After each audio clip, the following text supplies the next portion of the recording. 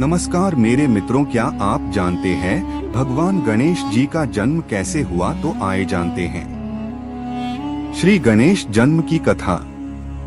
भगवान गणेश का जन्म एक रहस्यमय और चमत्कारिक घटना है, जिसके बारे में शिव पुराण और ब्रह्म वैवर्त पुराण में विस्तार से बताया गया है। यह कथा माता पार्वती और भगवान शिव से जुड़ी हुई है। गणेश जन्म की कहानी। एक बार जब भगवान शिव कैलाश पर्वत पर ध्यान में लीन थे, तब माता पार्वती स्नान करने जा रही थीं। उन्होंने सोचा कि कोई उनके कक्ष में बिना अनुमति के प्रवेश न करे, इसलिए उन्होंने चंदन के लेप से एक बालक का निर्माण किया और उसमें प्राण डाल दिए। माता पार्वती ने उस बालक से कहा, बेटा तुम मेरे पुत्र हो, मैं स्नान करने जा रही हूँ, तुम द्वार पर पहरा दो और किसी को भी अंदर मत आने देना। बालक ने आज्ञा मान ली और द्वार पर खड़ा हो गया। शिवजी का आगमन और युद्ध। तभी भगवान शिव वहां आए, लेकिन उस बालक ने उन्हें रोक दिया। शिवजी ने कहा, मैं पार्वती का पति हूँ, मुझे अंदर जाने दो। लेकिन बालक ने कहा, माता ने किसी को भी अंदर न आने देना का आदेश दिया है, इसलिए मैं आपको नहीं जाने दूंगा।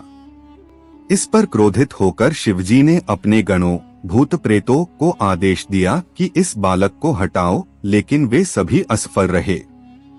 अंत में शिवजी ने त्रिशूल से उस बालक का सिर धड़ से अलग कर दिया। पार्वती का क्रोध और गणेश का पुनर्जन्म। जब माता पार्वती को पता चला कि उनके पुत्र का वध हो गया है, तो वे अत्यंत क्रोधित हो गईं और विनाश का रूप धारण कर लिया। उन्होंने शिवजी से कहा, यदि मेरे पुत्र को जीवित नहीं किया गया तो मैं पूरे ब्रह्मांड को नष्ट कर दूंगी।